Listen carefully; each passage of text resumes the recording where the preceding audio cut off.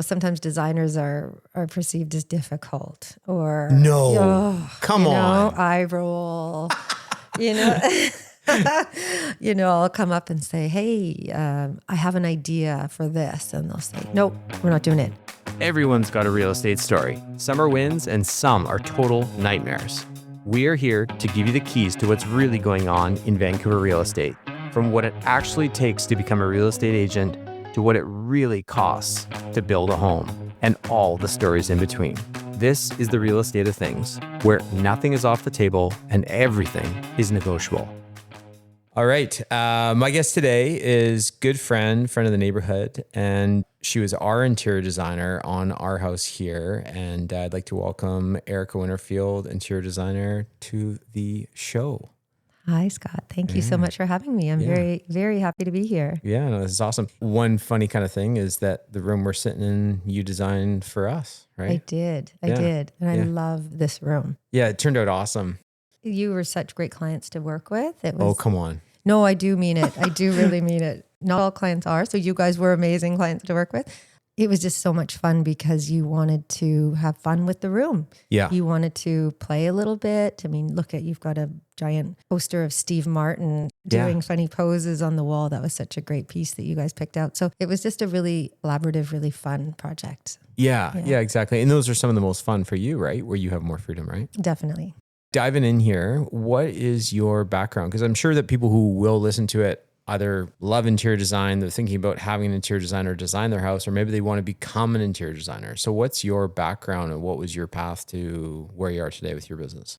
It wasn't a clear path. When I look back now, it's funny. I've always been very artistic. I took art in school. I did a lot of art growing up. I remember now I would go into my friends' rooms as a child and they would be so bored with me and I would reorganize their room and clean their room. I really enjoyed that. But anyway, when I graduated, I did arts all through school. And then when I graduated, I had no idea what I wanted to do. I went to university and studied sciences and loved it, but then started looking at jobs that related to, and nothing appealed to me at all. Yeah. So I was pretty stuck for a while. And then a friend of mine was living in Japan and she said, why don't you come join me? And I did. And I lived there for a year and a half. From Japan, I did a lot of traveling and just really, it opened my eyes to beautiful architecture and design. And there were so many beautiful spaces in Japan. I came back realizing, no, I really need to figure out my path and I want it to be something creative, but I don't know what that is. And then a friend of mine told me she was taking the interior design program at Kwantlen University. Okay. So I looked into it. The light bulb went off and I'm like, this is it. Yeah. Maybe it's spaces. And so I applied, I got in, and then the rest is kind of history. And what is that program? How long is it? And what does it kind of entail? Is it a 2-year, a 4-year? Is it It's a 4-year program. And it's great because at the end of it, I had a degree. Okay. When I got out of school, I actually needed a break. It was a great program, but it was hard, and I needed a break. So I ended up working in film for a few years. That was when the film industry here in Vancouver was really busy. It was very high pressure.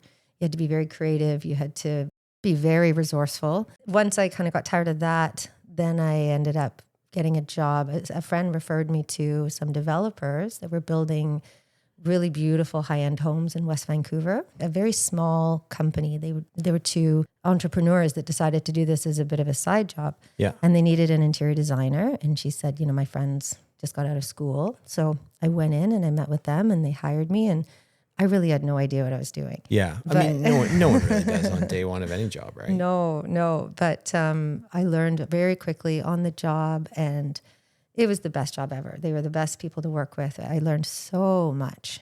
We were building spec houses, which means, built to sell. And at the time they were $3 to $6 million homes. And back then that was a lot of money. For sure. Nowadays, I guess those would be more common.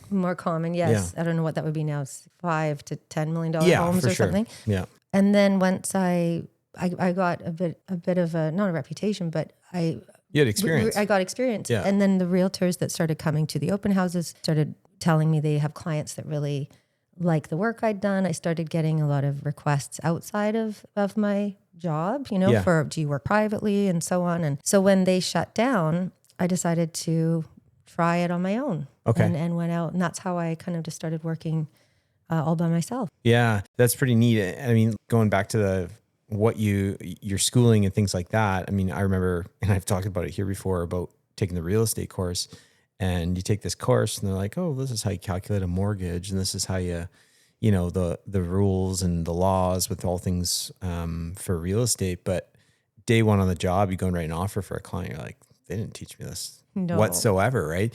Did you find that the schooling that you got from Kwantlen was highly beneficial? Probably more on the technical side, but you got to kind of go with your gut when it comes to what you think looks good. Or did you find that you used a lot of that schooling from day one? It's funny. I did and I didn't. The schooling I got at the time was not technical. Right. Okay. At all. So they didn't do AutoCAD and all that kind of stuff then? We did a little bit of AutoCAD, but I remember one of my teachers specifically saying, we are training designers, not technicians. Okay. And so I wish I had a little more technical skill coming out of it, but we did a lot of manual drafting. I'm really dating myself here.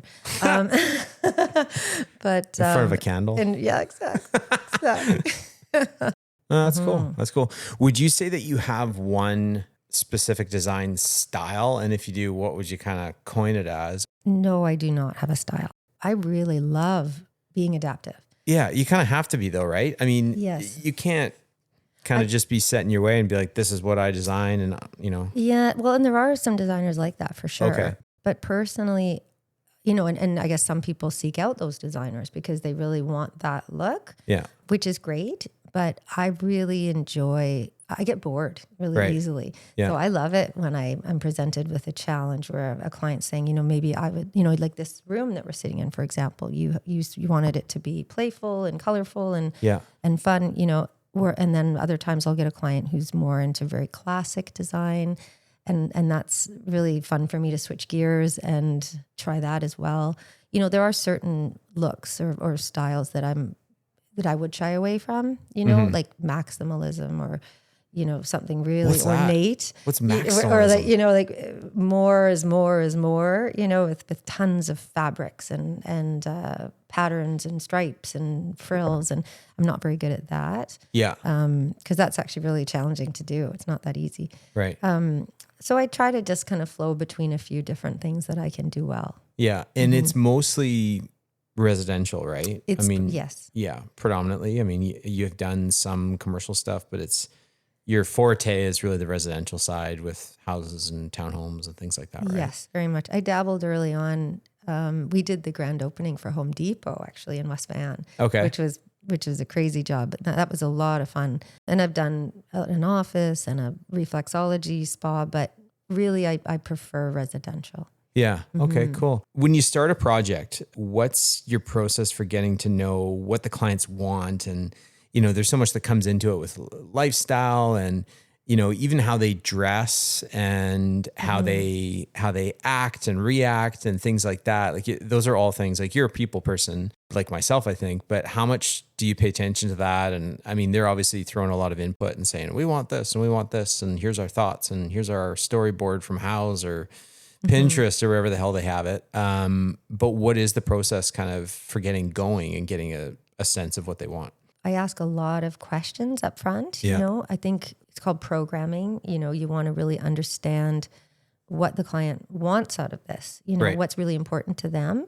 And sometimes that's hard to articulate. So, it helps to ask a lot of questions, like how do you use the space? Yeah. What works with the space that you currently have? What's really great about it? And what are its shortcomings? Yeah. What could you improve? What can we improve on? And then of course a picture says 1,000 words, right? Because you can be talking and describing a look, but until you actually see an image, you could be way off, right? So I always say, try to amass a small collection of images so I can get a sense of what you really like. Yeah, use that as the barometer, so to speak, and kind of say like, okay, this is kind of the vibe, what I need to do, right? Yes, and it doesn't have to be the whole image. Sometimes it's just, a feeling, or it's just a chair from that image or whatever it is.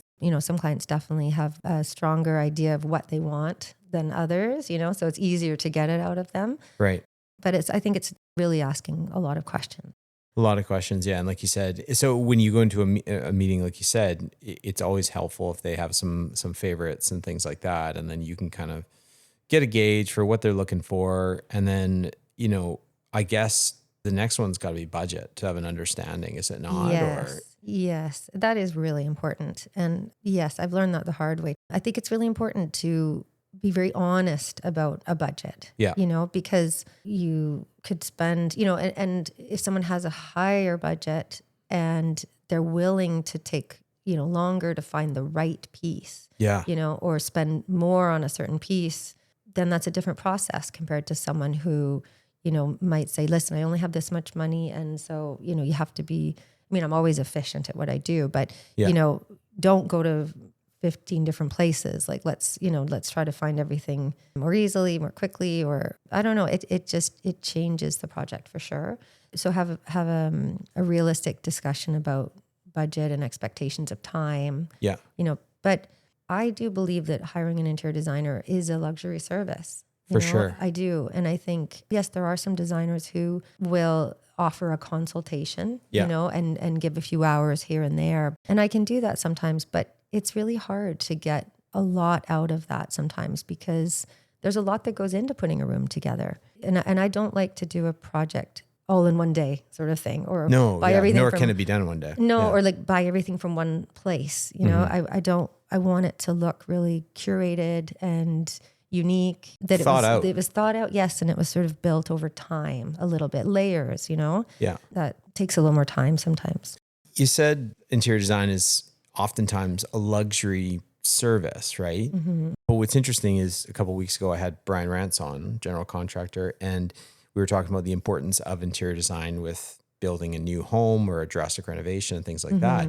And he kind of coined the term on interior design as invaluable. In that for the process. And I can even say that when we've gone through our renovations with you at our house, we've done 2 bathrooms, our laundry room, the green room we're sitting in now, various other small projects along the road. But having you do the AutoCAD layout for cabinetry and measurements on furniture and lighting layouts and having reflected ceiling plans, which is basically a drawing of your ceiling where the lights are going to go for art and for the TV and things like that. I would argue that it is valuable on all levels. Now, that doesn't just to say that you need to go out and get $10,000 light fixtures and things like that. No. But for the process and organization of that process, your job at any level, I think is important to have the opinion to add the value to make the project go a lot smoother than it otherwise would if you didn't have an interior designer on it. Right? Yes. When you say that, I should clarify maybe a little bit. There's different sort of realms of interior design, right? There's more the decorating side. And I should be clear saying that I personally sometimes find that's the one that takes longer. The design side is, where you're doing all the things that you just said. You're designing the millwork, you're picking the finishes for the rooms, the tiles, the wood finishes. You're choosing all the plumbing fixtures. You're helping them choose appliances, all the cabinetry in the home. You're picking doors and door styles, and then you're designing the trim and all that stuff. That's kind of one side of it. And then once all that's done, then there's the furnishing and the styling and so on. So they're both invaluable, definitely. But for some reason, for me, I find the furnishing side sometimes is harder. Yeah. I don't know, because that's where a lot of the personality really comes in sometimes. Into the furniture. Yeah. Right. Yeah. But I love doing both for sure. Yeah. But it is really, really invaluable. Yeah. And most of your clients, and it's hard to kind of generalize it, but do you work with mostly families, that have 2.5 kids kind of thing, the normal demographic, or do you work with, older couples that the kids are gone, or is it kind of all over the map? Yeah, no, it's all over the map for sure. Yeah. Right now I'm really only working on a referral basis. Okay. So I have varied clients. Yeah. Some are families, some are single people. I have a lovely elderly lady I keep working with over the years. She's amazing.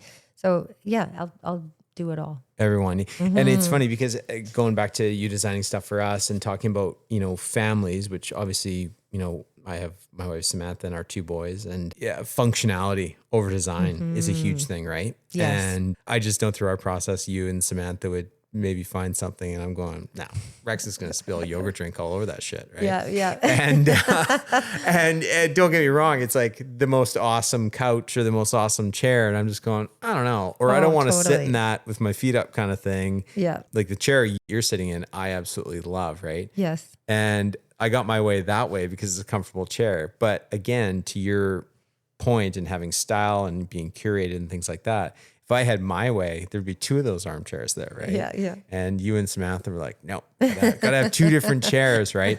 But, functionality has to play a certain role, especially with its, more so when it's like a young family or someone with kids of all ages, that kind of thing, where you're going, how easy is this to clean? Oh, definitely. And I wasn't as good at that before having kids myself. Yeah. Well, how could you be, right? Or any of us, right? I remember being like, oh, this is so much harder because they've got kids. I've got to, my dining room chair choices are so limited, but then you have kids and you realize, how much is on the floor, how much is on the chair. I'm like, oh, I totally get it now. And remember the amount of like sharp items or coffee tables with sharp corners we'd have in our houses for kids and stuff like that, right? Totally. Like all that stuff that you don't even pay attention to. Yeah. But the functionality, I think, is, like I said, a big thing, but you still want to kind of skirt around and have some really cool design and be as edgy as your personality kind of allows and that kind of side of it too, right? Well, I think functionality is really important for certain things, It's that fine balance. I'm really big on functionality. If it doesn't work well, then that's going to be a problem down the road. So it's marrying the two as best as you can, right? And that's the challenge sometimes. It's like, okay, we can't put a TV in that normal place. Okay, so we can only put it here, and that's going to be the best function, but that's going to look really ugly. So how do we fix this? How do we, and that's kind of the problem solving that I do love sometimes. Yeah. A lot of interior design is like a puzzle and you've got to solve it. Yeah. And that's a lot of fun. And when you do find that great solution, it's really satisfying. Yeah, that's really cool. I think a lot of people might think that they're an interior designer. And what I mean by this is, they think they can, and they very well could, and put a room together and it looks fantastic. And they source some items and things like that. But do you find that there's any common mistakes that civilians, non-professionals make when they're putting furniture in a room? Or what's the cringe kind of item from an interior designer like yourself's perspective to say like, oh, that's the common error that most homeowners make when they're trying to put a room together on their own? Yeah, good question. I think the thing I noticed the most is the scale. Okay. Sometimes they miss the mark on either they buy furniture that's way too big, way too small. Right. You do have to understand the proportion, right, relative to a room. Yeah. Or if you have really high ceilings, you want to make sure you're maximizing that and not making the room look shorter than it needs to be. Art is hung way too high sometimes. Yeah. Or the size of a piece of art is way too small for the wall it's put on. Yeah, I would say, and that's a common thing too when we go into homes when we're getting ready in the listing process to market list and sell them, and we bring in our staging consultant, right? Mm-hmm. And it's rarely you have to paint that gray wall to white. It's more that chair's got to go, or that's too small for the space, or this closes off a room. So it's really like you said, that's what you said is often the hardest part in your job as a professional too, is the furniture. Yes. Right. Yes. And finding the stuff that fits the space and that whole thing too, right? Mm-hmm, Or if you have this massive couch and then you end up with these 2 like tiny little chairs next to it, it might not look right. You need the right scale of everything to go together. Yeah. General contractors, like I said, we had Brian Rance on here, and there's a million general contractors too. So say, husband and wife or whomever hires you for, a full scale build of a new construction home, like you've done a few even in the neighborhood here. From day one, I would think and assume and that you're working fairly close with the general contractor. And what's that relationship like? And then how does that benefit the owners who are having you and the general contractor put together there and have their house kind of come to life? Like, what's that working relationship like? I think, ideally you want a lot of trust in your contractor and your interior designer, right? And everyone should have each other's back. It should be a really cohesive team effort, we're all doing our best work. We're all supporting each other. We're all going to help each other because ultimately everybody just wants the same outcome. They want this to go well. Yeah. So I think it's really important to have a good relationship with the contractor. Yeah. Obviously, as well as the client. Sometimes designers are perceived as difficult or come on. eye roll. I'll come up and say, hey, I have an idea for this. And they'll say, nope, we're not doing it. Too expensive, too difficult. Nope, we're not going to, nope, this is the easy way. And sometimes they want to push the easy button or just get it done. And you have to say, no, let's explore some different ideas here because, we want this to be really effective, right? Yeah. So you need a good understanding between each other. And this is, again, something they didn't really teach me in real estate education 101 when I took my course and everything. Don't get into real estate if you don't want to be confrontational. Oh, funny. Yeah, right? Yeah. And that's such a huge part of it. And, you don't want to, but there's so many nuances with real estate and buying and selling, and there's feelings and all these kinds of things. But you have to put your foot down, like you said, with the general contractor, and not so much with your clients as who you're working for, and say, no, we're going to paint this room red. And they're saying no, but it's more with the general contractors and trades. And you have to push back and be a little bit more combative at times, which a lot of people find challenging. Yes. The one example I can think of right now is we renovated our basement many years ago. It was unfinished. Yeah, I remember that. Yeah. And so I worked as the general contractor and hired all the trades, which was new for me. I hadn't done that before. And I remember the HVAC guys were there and they were telling me, we can only do the drop here. There's going to be a massive drop going through here, over here, but that's all we can do. Right. And I thought, well, that's going to look horrible. Yeah. And I don't know anything about HVAC. And so that's where having a general contractor in your corner is really helpful, because a good one, they should know everything about every kind of trade, Yeah. But with my limited knowledge and just basic common sense, I was able to look up and say, well, why can't we run it through this joist and just get it out up into the ceiling and venting outside that way? That way we don't have to have these drops. Yeah. And he looked and he rolled his eyes and like, well, yeah, I guess. Yeah, we could do that. It's going to take longer. I said, but it can be done, right? He's like, yeah, it can be done. And so he was really reluctant, reasonably done. Not inventing the wheel, reinventing the wheel, right? And I just thought, like, why? Yeah, like it was just a little bit more work. Yeah. And so I really love the trades that take a lot of pride in their work and their craftsmanship. And they do want to find the best solution functionally and aesthetically. Yeah. That's the ultimate outcome. So I learned what you said was I did have to be a bit of a hard ass and challenge a little bit. And I think that really comes back to listening to your gut. Yeah. I've had a few projects and I've learned that, I came down to a basement once and I can't remember what it was now, but there was some nagging thing that I thought, that doesn't seem right to me. I should follow up with that. Oh, maybe it'll be fine. And I kind of left it. And sure enough, it came back to bite me in the butt a little bit. And I've learned you always have to listen to that inner voice. If there's something nagging you about something, follow up with it, make sure it's right. So, the good working relationship, obviously with the general contractor, with your clients, with the sub trades, to be able to deliver for your clients what they want. But again, kind of going back to my own and Samantha's experience with you too, I felt that you were just but you were the middle person. And when I said to Samantha, I go, if Erica says yes, then we will do that, because Sam would come with some wild shit. Yeah. And then I say, you run it by Erica, and if she says it looks good and it's on trend, then we'll go with it. Do you find with a lot of couples you're playing middle person, and is that a commonality where it's kind of like, as long as Erica says it's the right fit, or do you find them one side is more demanding than the other, or do you find a lot of couples get along on a lot of the design when you kind of open it up, or do you know what I mean? Oh, it's so interesting. I think that as part of training in design school, you should almost be taking a psychology class or a marriage counseling class, because I feel like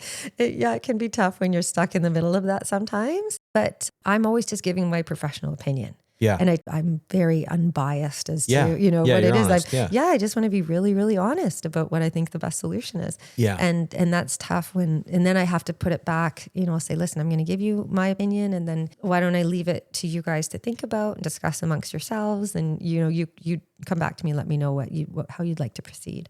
Yeah. Right. Because couples don't always agree, you know, so it's trying to, again, solve that puzzle of how are we going to make you both happy? Yeah. You know, so that you both feel good about this. Or sometimes it's really just, you know, one says, okay, I'm going to concede on this one, but I'm going to put my foot down on the next one. Or, you know, or you have to pick what is that expression? Pick your sword to die on. Yeah. Yeah. Yeah. Pick your battle. Pick your sword. battle. Yeah, But exactly. I had a funny situation recently where I was chatting with both of them, and the husband, he asked my opinion on something and I gave it and he goes, yeah, I think that's a great idea. And the wife looked at him and she said, seriously? Are you serious right now? And she said, I told you that from the beginning and you would not listen to me. And now she says it and you're like, great idea. And yeah, but that's true of anything. That's true of a lot of marriage. Well, that's even true with like parenting, right? I can tell Yes. one of our boys to do something, but that if, you know, the third party or a buddy says, oh, you should do this or you shouldn't do that. It's like, oh, okay. Yeah. Right. But yeah, Just hearing it totally. from someone else. Right. Yes. But yeah, no, that's a huge thing. And then the process is, like you said, in some ways your service is luxury. In some it's necessity. In some it's just very important for basic aesthetics, things like that. When you put together a proposal for interior design, let's say on a drastic renovation or a new build home, things like that, do you find that a lot of people get sticker shock? And this is kind of something I talked about with general contractors and other trades. Do you find that commonly at whatever, you know, level of affluency or client you're working with, does everyone kind of get sticker shock on things, on what things are now costing to design, to build homes, that sort of thing? Yeah, I think sadly the answer is yes. I think that costs are really going up. You know, Vancouver is a very expensive city to build in. Yeah. And then after COVID, we saw a lot of the furniture prices going up and some corrected. Some stores, you know, brought them back down again. But, and then after COVID, of course, now we have, you know, the American politics and tariffs, and that's driving prices up again too. So everything's getting a little bit pricey for sure. Yeah.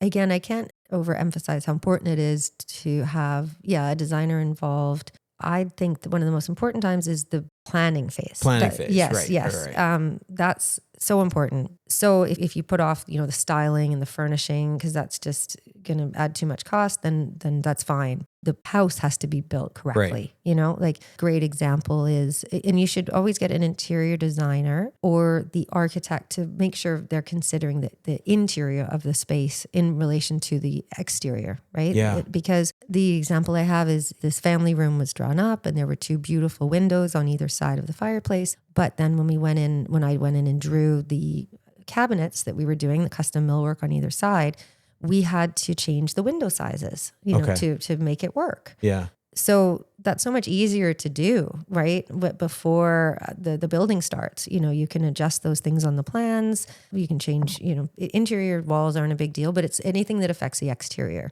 Yeah. You want to make sure that you've got that all figured out before building starts. Because that's the less costly alternative to standing in a living room when it's all roughed in and framed and you go, these windows are too small, right? Yeah. Or these windows are too big. Or you've already ordered the windows and they've been put in and then you're realizing, that doesn't work well. You know, and lighting is a big deal that has to get planned early on because you have to have all your millwork figured out before you do your lighting. Yeah. Because otherwise people often just put lighting all around the room and then they put cabinets in and suddenly your cabinets are blocking your lighting or the lighting is in the way of the cabinets So it's really helpful to work with an architect and designer or an architect that does both, you know, from the early planning stages. Yeah, for sure. Story a few years ago, we had clients and they wanted to buy in Edgemont Village area. So at the time, market was a little bit slower. There was lots of options for them. And I think we took them through 6 or 8 houses over the course of a week when they were in town Vancouver and they were relocating from another part of the country. I would say virtually every single house we went into they wanted new, right? So all the homes that we showed them were, you know, either brand new and sale price was plus GST, or they're like 1 year old and barely lived in kind of thing. They wanted new construction, right? They didn't want any issues and problems. And I would say, let's say we saw 8 houses. The first 7 houses probably, or 7 of those 8 houses, very stark very white, they had like the light bulbs that are like an operating room Yeah. and, you know, the kind of the lighting fixtures that were probably, you know, the most cost effective, let's use that word, probably at the building stage. Or You just know, like a ton of LED pot lights everywhere. ton of that, so right? bright. And just, you know, from a finishing standpoint, none of the houses really wowed them. And we were looking at houses, you know, 4 to 5.5 million. A lot of money, right? And we went into one of these, like I say, 8 houses, and it was a new built home and up in Edgemont, kind of the higher area. And they the builder had an interior designer do the full package on the home and work with them from the beginning. And our clients went into that house and we came out of that showing and got back in the car and they said, that's the house. Oh, interesting. Right. They said, get us that house, you know, at the best price. It's the one that stands out kind of thing. We used to call them builders specials. Right. You know, these homes that were building on houses. speculation. Yeah. Yeah. And I think, you know, we used to do those, right? Yeah. But we were doing sort of really luxury high-end ones. And I think that it's that fine line. If you hire a designer, they're going to do the builder special, but they're going to do it a little bit more curated. You know, they're going to still inject some personality into the space. Yeah. You know, personally, I don't love going into a house and seeing the exact same millwork finish in every single room. Yeah. You know, like every cabinet is the exact same color. Every floor tile is the exact same floor tile in every single bathroom. Every single bathroom has the same shower surround, I hate you know, that. like, and that's what a lot of builders will do sometimes, right? And that because it's more cost effective and it's easy. Yeah. And you know, some buyers are just happy to have a new home and everything's new. Everything looks pleasant and nice. And that's perfect for them. But then there are the discerning buyers, I think, that would love to have something that's new, move-in ready, but does have a little more personality. Right. So it's that balance of not making it too custom, not too out there. Yeah. You want it to still be sort of generically pleasing, but you don't want it to look sterile and boring and mass produced. Give it some personality, right? Definitely. Yeah. Okay. Talking about, you know, whole home designs and redesigns and things like that. And I can probably make an educated guess, but where do you see the most money on interior design is spent in a home? I'd say for function, kitchen. That to me is like the most important room in the house because if you're cooks, if you're not, because you got to get that right. Yeah. You know? Yeah. Or it just functionally doesn't really work, you know? Yeah. Aesthetically, I'd say the living rooms, right? Like the living rooms where everybody spends the most amount of time. Yeah. Living room / family room. I think that's where you get a lot of bang for your buck. You know, if you create a nice living room and a nice, of course, aesthetic kitchen. Yeah. Because you know, right? Yeah. Every time you have a dinner party or everyone's in the kitchen always, right? Yeah. So those 2 rooms are probably first. And then I would say powder room is the next one. Yeah. Because everyone goes to the bathroom. Yeah. And that can be the little jewelry box room where you can have some fun and have some impact, you know? Yeah.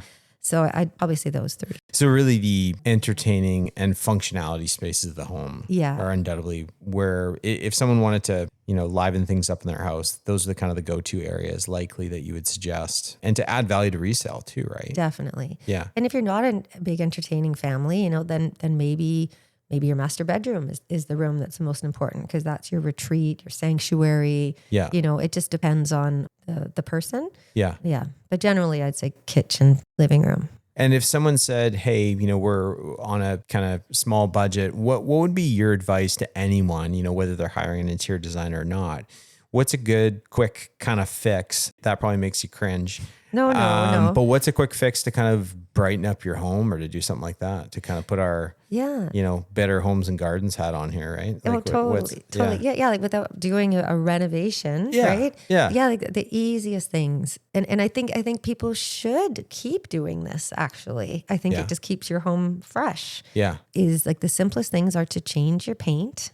Yeah. You know, have some fun with paint color. Because it's easy. It's don't so like it? easy. Redo it. Yeah, absolutely. And, you know, and maybe it's not, you know, the whole house, like, because often, you know, your whole, all of your common rooms, they have the same paint color and that can be a lot. But if you have an office, like a singular room, a kid's room, a bathroom, a whatever. You can have some fun with paint color there, hallway. Accessories for sure. You can change out accessories. Vases are big, with different plantings. And I like to bring in some plants. I really like natural plants. I think that adds life to a room and some beauty. And then things like your lighting. Lighting is easy enough to change without breaking the budget. Okay. And that can be really high impact too, because outdated old lighting really dates a home. So that's a big one. And then little things like you can switch out the hardware, of course, on the cabinets. Cabinetry, That can make a big difference. Maybe an area rug. Like if you can't change all the furniture, maybe a nice new area rug or something just to infuse a little color or personality. Yeah. Okay. Good suggestions. And talking about, kind of design trends and things like that, which we touched on, our house here was built in 54 originally. And what we always loved about the house is kind of the natural layout of it. Mm-hmm. And going back to kind of like the Edgemont thing, when I tour clients through open houses or showings and things like that, and those houses that were built in, let's just use Edgemont, in the 2010 kind of era, everything there was open concept, right? The term of open concept. And our house here, built in 54, the rooms are far more compartmentalized, with the living room. We have a formal dining room, the kitchen, the front room, all this kind of stuff. Are you seeing that trend come back more, or do you still see that people want that open concept in new construction, or is it a little bit more moody, smaller rooms, individual taste and individual room styles and things like that? I think that is making a comeback again. I think it depends though on the size of the home. If it's a smaller footprint, I feel that the open concept still works quite well. Yeah. You could have different combinations, you could have a separated kitchen and then have a shared living dining, or maybe have a kitchen dining with a separate living room, but I am seeing people are liking, like you said, the different kind of unique rooms. Yeah. And it's fun because it allows you to create different experiences in each room. For sure. Which is really, really fun. I love walking into houses and kind of exploring room by room by room and seeing, you just go on your own? I say I'm going to the bathroom and then I walk throughout the whole house. Totally. No, but it's fun when each room has its own little personality. Yeah. I think, but still cohesive to the whole, right? Yeah.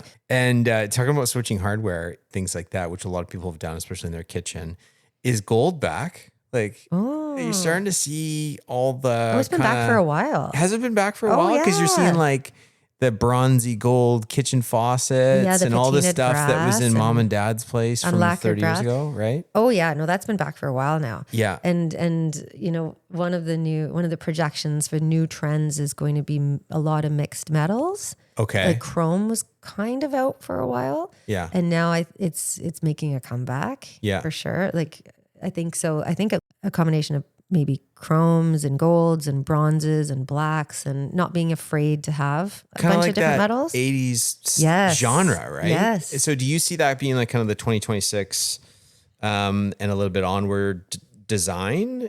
What is the kind of your projections, or what's your thought on where the design is going? Is it a lot of like what you just mentioned? I think so. I think that definitely, I think we're shying away from the grays. Yeah. There was so much neutral, soft gray. Yeah. And everything white. Everything white. I think that some homes that had the black and white and white oak. Yeah. I think, it still looks great. Yeah. But, sometimes it was, every room was done that way. Like the whole house was that. And I think that's a bit dated now. Yeah. I think the Nordic Scandi thing is still stunning. Yeah. But that was done a lot, you know? So people are, I think, color was starting to come back. Yeah. I think that's still going to stick around. Yeah. I think the new neutral palette is going to be going back to taupes and beiges and soft browns and more of the warmer grays as opposed to the cooler grays. And there was a shift. Everybody still loves a contemporary space. And I don't mean like ultra modern, right? Yes, people do love ultra modern, but I think there was a bit of a shift back to some more traditional spaces too, right? Some are classic interiors with paneling and whatnot. That made a huge comeback in the last couple of years. Yeah. So there's a lot of different trends. Yeah. Yeah.